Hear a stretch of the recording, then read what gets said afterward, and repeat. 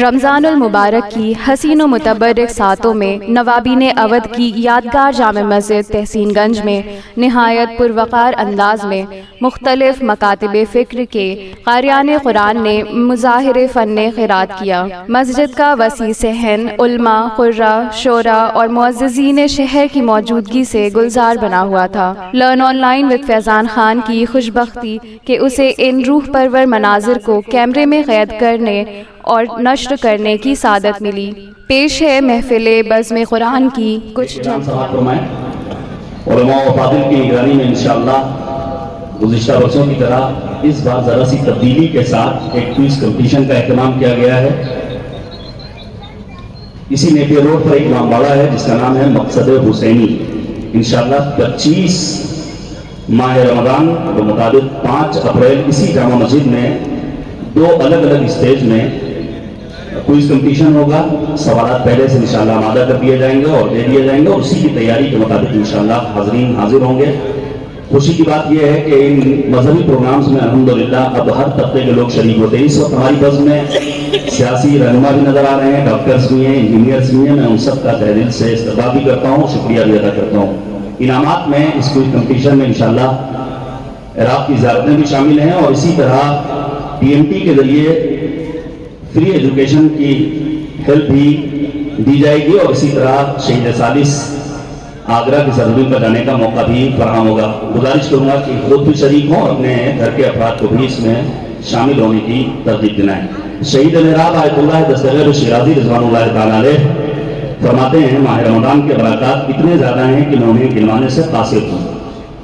یہ کہا جا سکتا ہے کہ مسلمانوں سجدہ شکر کرو اور سجدے میں کہو کہ خدایا تیرا شکر ہے کہ مجھ پر موت نہیں آئی اور ایک بار پھر عید اولیاء کو حاصل کرنے میں کامیاب ہو گیا۔ ہماری بزم میں عروس البلاد بمبئی سے تشریف لا چکے ہیں جناب حجت الاسلام والمسلمین مولانا ظفر عباس خان صاحب۔ انشاءاللہ ان کی دلنشین تلاوت کے ذریعے آپ محظوظ بھی ہوں گے اور آپ کو یقین بھی ہو جائے گا کہ آپ کی شاگردی میں پروان چڑھنے والے اس وقت دنیا بھر میں تلاوت کلام پاک کے ذریعے لوگوں کو فیض پہنچا رہے ہیں۔ وقتاً پہنچا ہے اپنے مہمان قاری جناب حجت الاسلام والمسلمین مولانا سید نامدار عباس اللہ کی تلاوت سنی جائے۔ ایک اچھے مبلغ بھی ہیں، ایک اچھے خطیب بھی ہیں، ایک اچھے شاعر بھی ہیں، اچھی آواز اللہ نے دی ہے تو اس کا صحیح استعمال بھی کرتے ہیں۔ تشریف لا رہے ہیں حجت الاسلام والمسلمین جناب مولانا سید نامدار عباس اللہ مقیم حال دہلی۔ شکریہ ادا کرتا ہوں بارہمکی سے تشریف لانے والے مومنین کی خدمت میں، شکریہ ادا کرتا ہوں قصبہ بنور لکھنؤ سے تشریف لانے والے مومنین کی خدمت میں اور شکریہ ادا کرتا ہوں تمام افراد کی خدمت میں جنہوں نے قرب و جوار سے خود کو پہنچایا ہے اس پرانی بزم کے تیسرے دور میں۔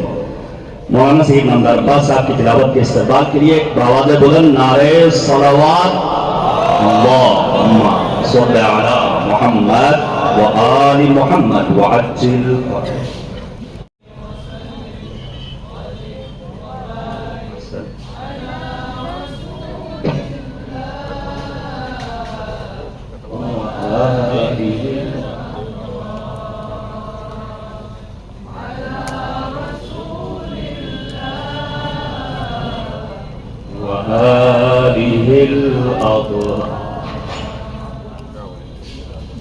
آپ حضرات قرآن مجید کا صفحہ نمبر 581 کھول لیجئے۔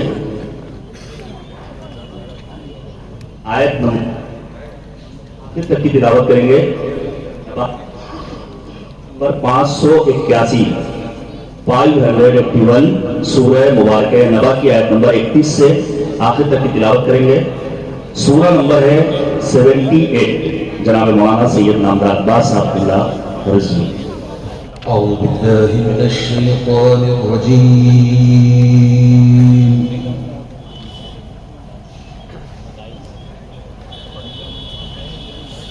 بسم الله الرحمن الرحيم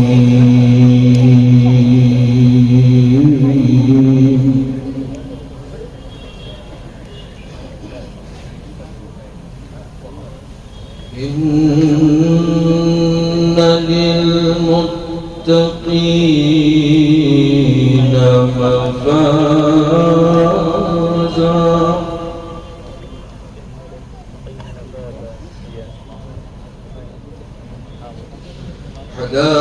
حدائق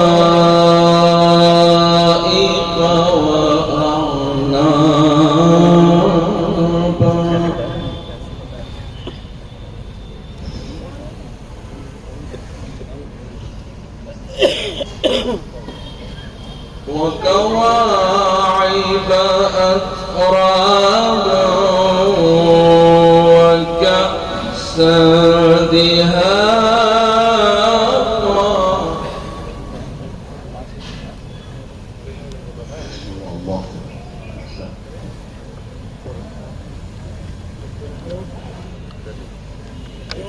لا يسمعون فيها لغوا ولا كذابا.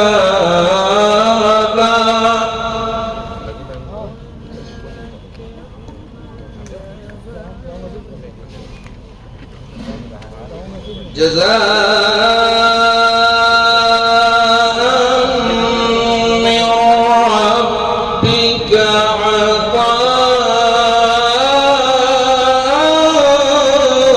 حسابا.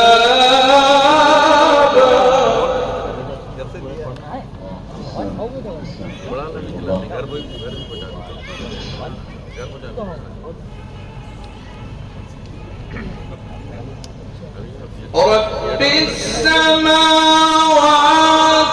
والأرض وما بينهما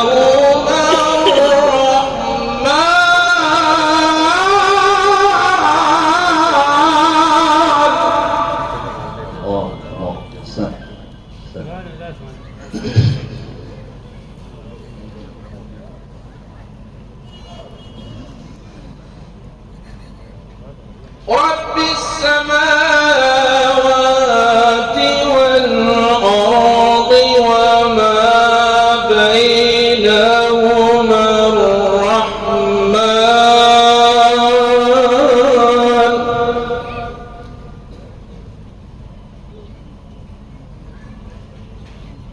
لا يملكون منه خطابا.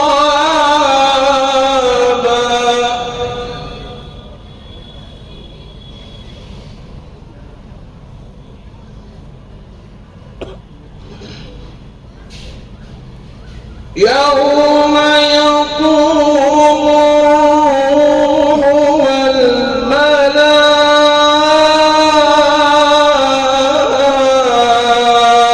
والملائكة صفا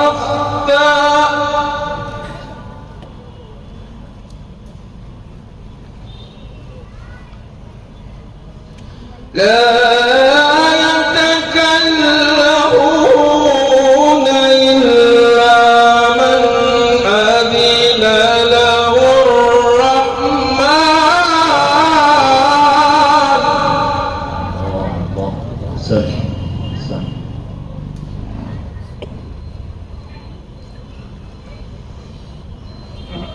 لا يتكلمون إلا من أذن له الرحمن وقال صوابا.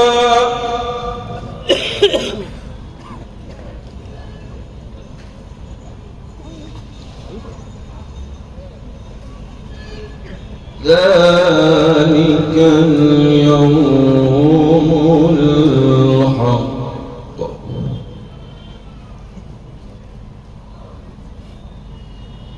فمن شاء اتخذ إلى ربه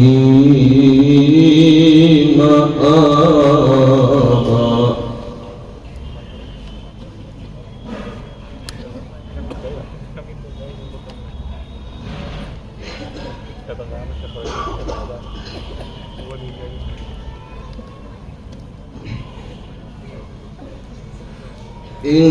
إنا أنذرناكم عذابا قريبا.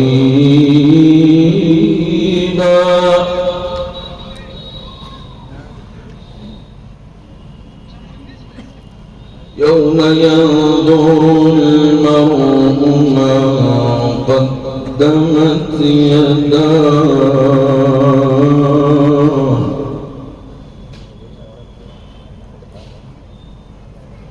ويقول الكافر يا ليتني كنت ترابا.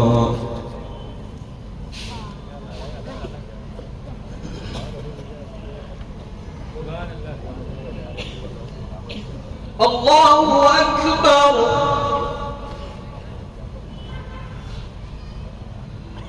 بسم الله الرحمن الرحيم.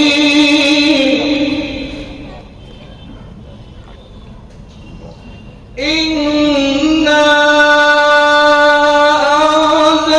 أنزلناه في ليلة القدر وما أدراك ما ليلة القدر.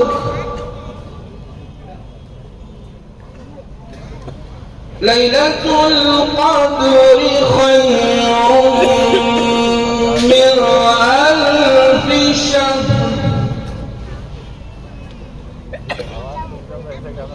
ليلة القدر خير من ألف شهر.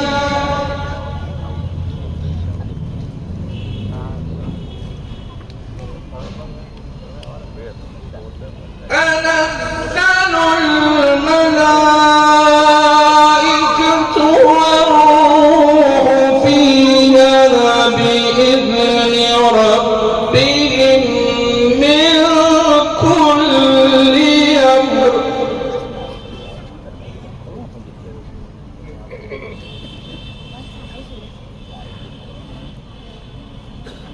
تنزل الملائكة والروح فيها بإذن ربهم من كل أمر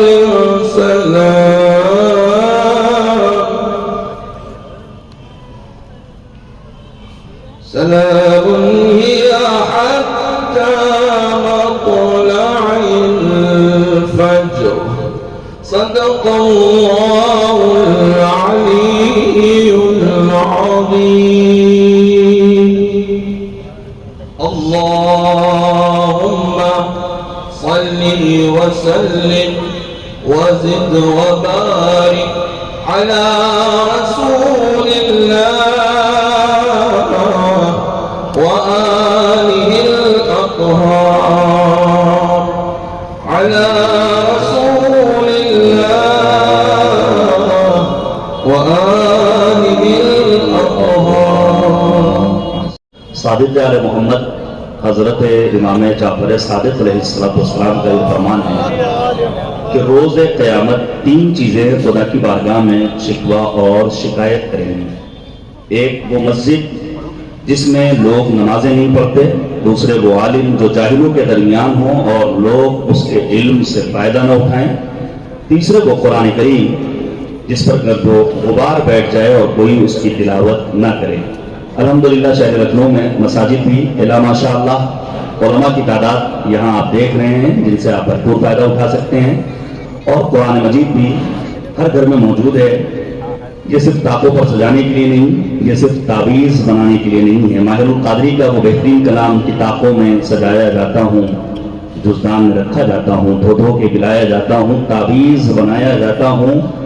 जब कौलो कसम लेने के लिए तकरार की नौबत आती है, फिर मेरी ज़रूरत पड़ती है, हाथों पे उठाया जाता हूँ। कुरान मजीद सिर्फ कसम खाने के लिए नहीं है, बल्कि कुरान मजीद के तालीमात को अपनी ज़िंदगी में अप्लाई करने की ज़रूरत। लर्न ऑनलाइन की जानिब से आपसे बस इतनी इल्तिजा है कि हमारे इस प्रोग्राम को लाइक, शेयर और सब्सक्राइब ज़रूर करें। साथ ही बेल आइकन दबाना ना भूलें, जिससे हमारी हर वीडियो आप तक अपलोड होने के साथ ही पहुंच सके। शुक्रिया।